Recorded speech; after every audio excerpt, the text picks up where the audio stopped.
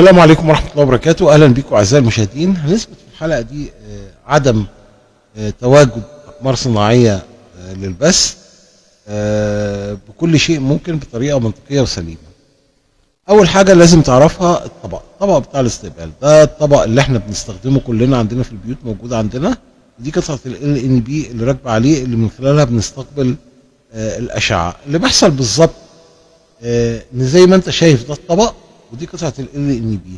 الأشعة اللي بيستقبلها الطبق بتيجي الأشعة تنعكس على الطبق، ترتد تاني وتروح لل NB. يعني دي الأشعة اللي جاية، اللي المفروض هم بيقولوا إن الأشعة دي جاية من القمر الصناعي، ترتد على الطبق وبتنعكس من الطبق على ال NB.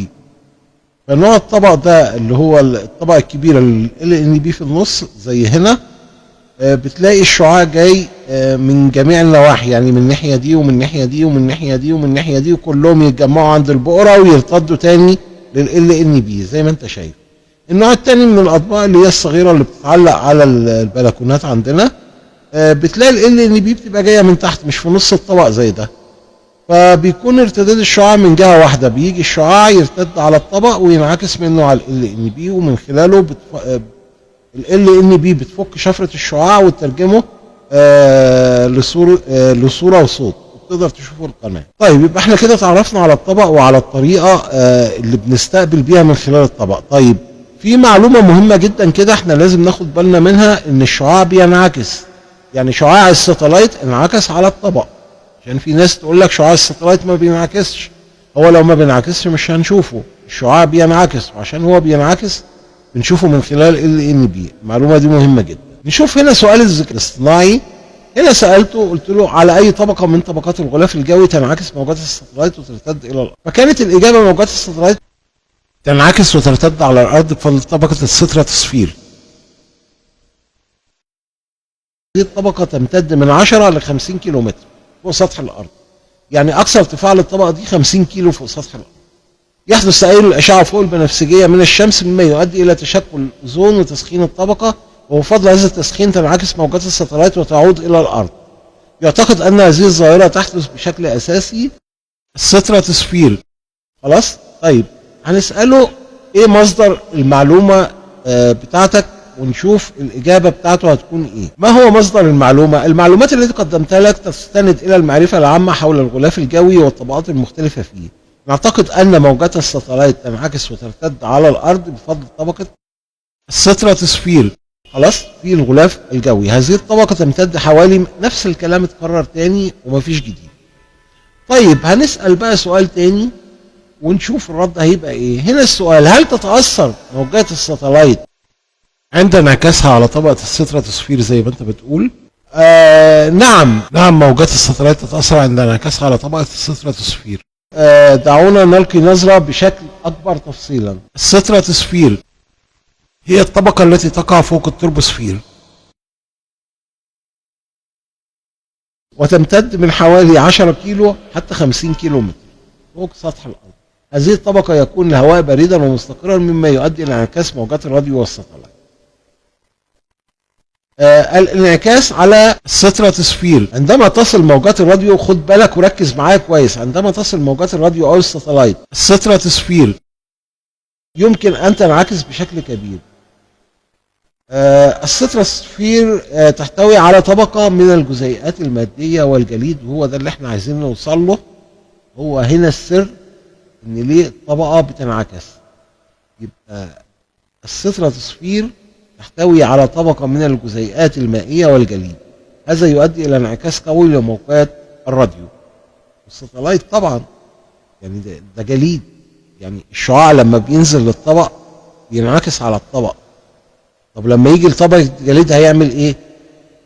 يعني لازم ينعكس. طب لو القمر الصناعي على ارتفاع 35,000 كيلو زي ما هو بيقولوا، ايه اللي هيحصل؟ هيجي لغاية الطبقة دي، وهو نازل الطبقة دي فوق الأرض ب50 كيلو بس، هيوصل للطبقة دي وهيرتد تاني على القمر الصناعي، مش هيقدر ينزل على الأرض. يبقى الطبقة دي عاملة عكس للأشعة. نفسر بقى ازاي بيحصل البث زي ما شرحنا قبل كده. في ناس كتير فاكرة لأنه بيبقى عنده طبق واحد ويقدر يستقبل أكتر من قمر، فان الاقمار مش مرتبه. يقول لك لا ده انا عندي الطبق مثلا هو طبق واحد وانا ظابطه في اتجاه واحد وبيجيب لي نايل سات وعرب سات واوروبي وتركي وحاطط عليه مثلا 5 6 قطع. هقول لك لا الموضوع مش كده، الموضوع ما موضوع ان الطبق مثلا لو انت عايز عرب سات واوروبي ونايل سات توجه الطبق بتاعك على القمر اللي في النص وبيتحط عليه مسطره. يعني بتوجه القمر مثلا على الهوت بيرد، الهوت بيرد يعتبر في النص بين النايل سات والعرب سات، فبيوجه على النايل سات وبيحط مسطره وفي مقاسات معينه على المسطره يقدر يحط كل قطعه فيها، بحيث ان البؤره بتاعت كل قطعه بينعكس عليها شعاع القمر. البؤره بتاعت كل قطعه بينعكس عليها شعاع القمر، لان الطبق اللي انت شايفه ده هو دلوقتي موجه للنايل سات. هل معنى ذلك ان الاوروبي مش منعكس الشعاع بتاعه عليه؟ لا، منعكس الشعاع بتاعه عليه، بس عشان القطعه تقراه هيكون لها مكان مختلف عن الوسط. لازم القطعه تترحل على الوسط بحيث انها تقدر تقرا الشعاع اللي نازل من القمر الاوروبي عشان تقراه.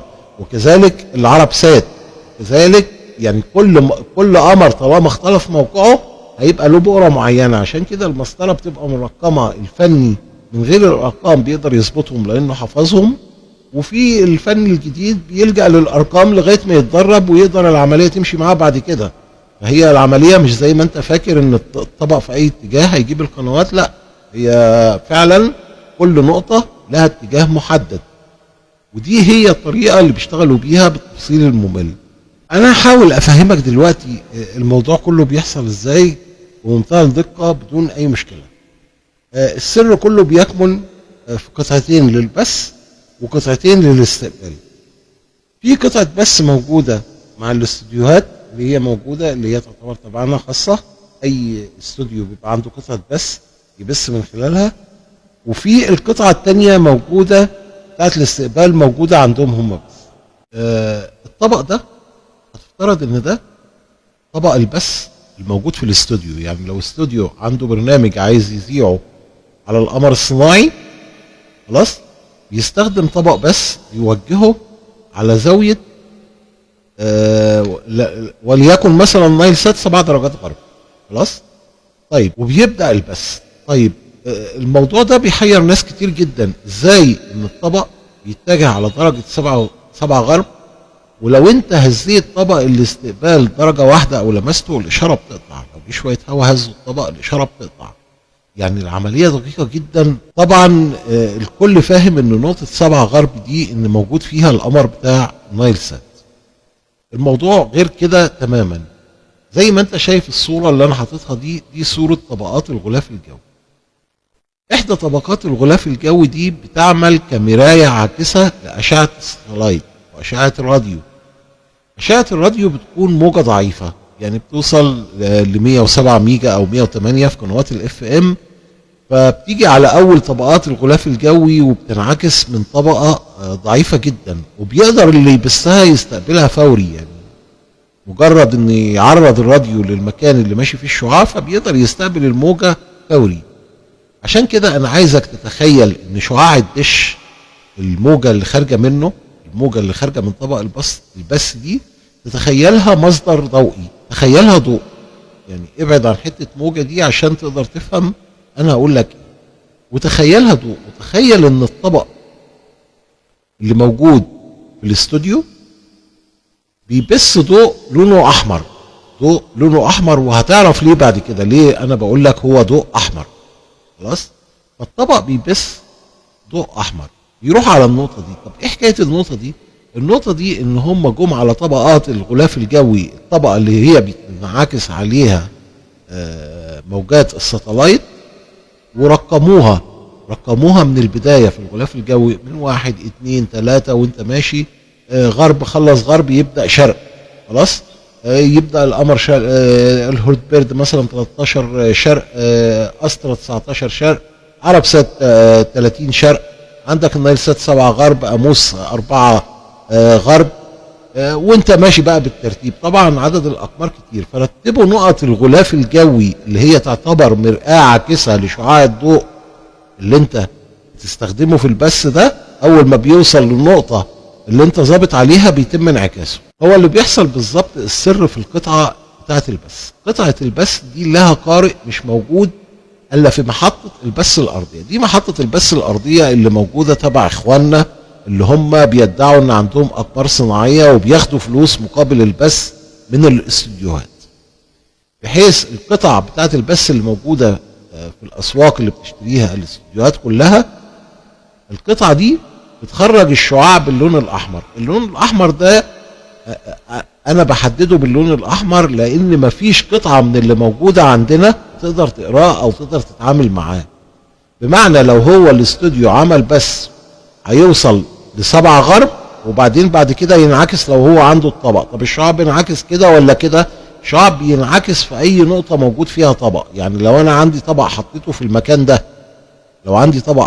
المكان ده، وبعد كده وجهته على النقطة دي هيستقبل منها الشعاع اللي نازل منها. يعني الأشعة نازلة في جميع الاتجاهات مش في اتجاه واحد.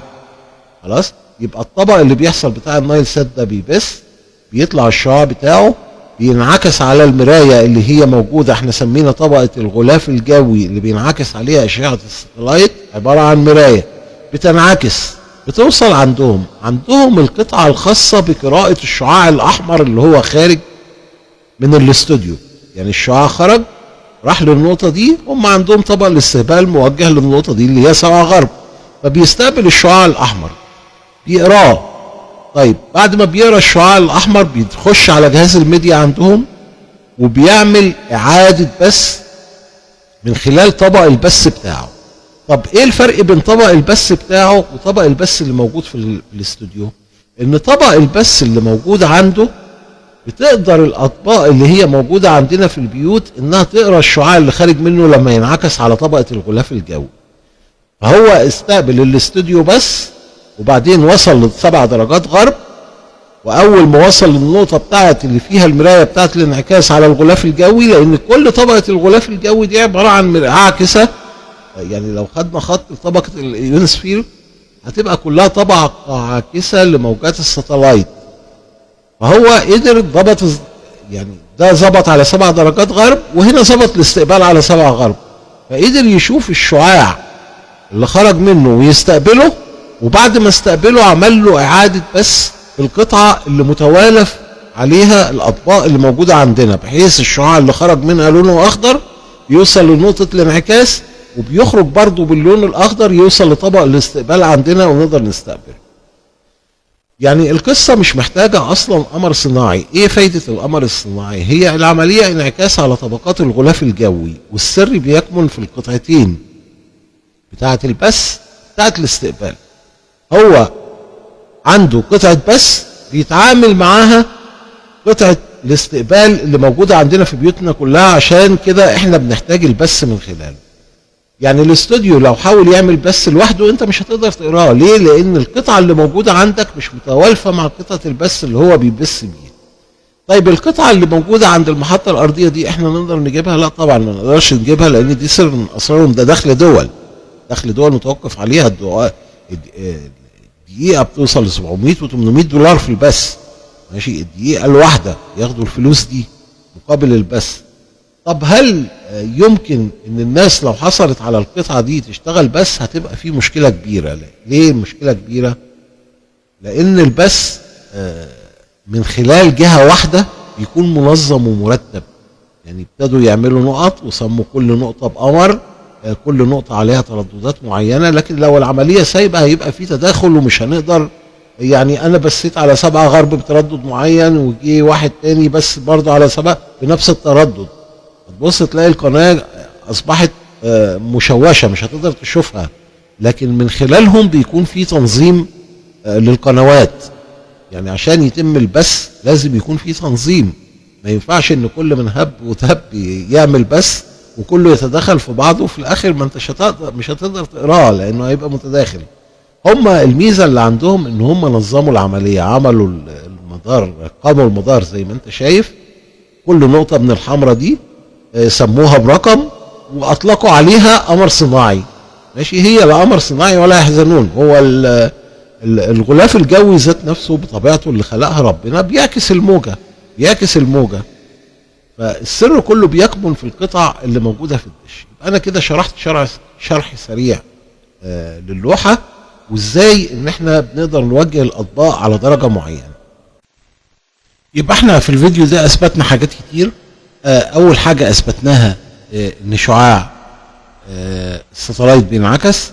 تاني حاجه اثبتناها ان ما ينفعش يكون في قمر صناعي على ارتفاع 35,000 كيلومتر، لان لو في قمر صناعي على ارتفاع 35 كيلومتر، اول ما هيوصل للطبقه اللي بتعكس شعاع الستلايت هينعكس عليها وهيرتد على القمر تاني، يبقى مش هتوصل للارض. يبقى الانعكاس بيتم عن طريق طبقه في الغلاف الجوي بينعكس من عليها الشعاع وترتد للارض تاني ونقدر نستقبله. والسر طبعا في القطعتين زي ما قلنا. شكرا، مع تحياتي جلال ابو قمر، والى اللقاء في حلقه قادمه ان شاء الله لاثبات ان الارض مسطحه.